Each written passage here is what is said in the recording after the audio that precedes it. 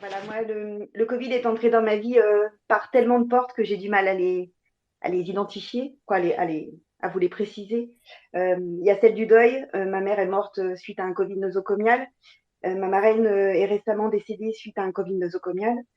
Mais il est surtout aussi entré dans ma vie par la porte de mes propres contaminations euh, qui m'ont bien mise au sol.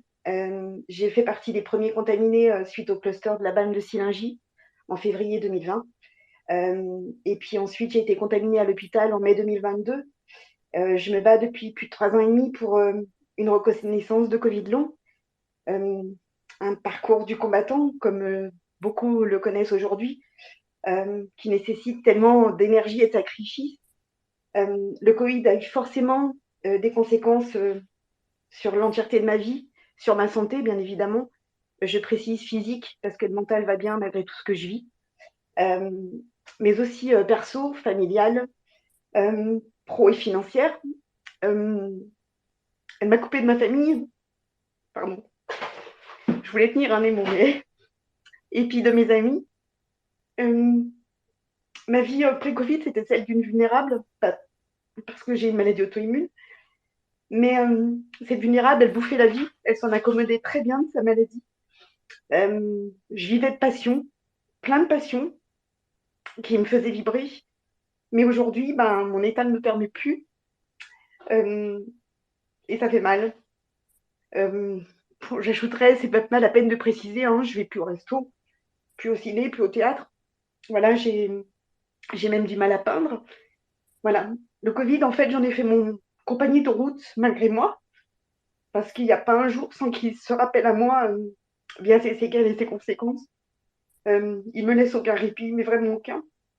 De la mèche de cheveux presque jusqu'aux pieds, il n'y a pas un endroit de mon corps qui se souvient pas de lui.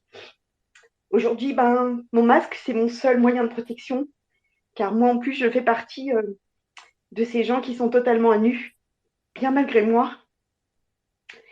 Il est devenu mon identité aujourd'hui. Euh, je n'ai plus la possibilité de vivre et je dois afficher ma vulnérabilité alors que je voudrais juste être sans être la malade et puis la avant tout quoi voilà. Quant à l'abandon des mesures sanitaires, perso, je l'ai pris comme une trahison, un coup de poignard parce que pour moi la maladie, quand on est dans la maladie, c'est il y a une chose essentielle, c'est la confiance et le respect mutuel. Euh, on respecte et on fait confiance à nos équipes, mais on attend d'eux aussi la même chose. Et on l'a perdu. Euh, j'ai été très choquée perso par les campagnes de sourires ou des vidéos dansantes de soignants qui jetaient le masque. Alors que pour moi, ben, ils nous abandonnaient.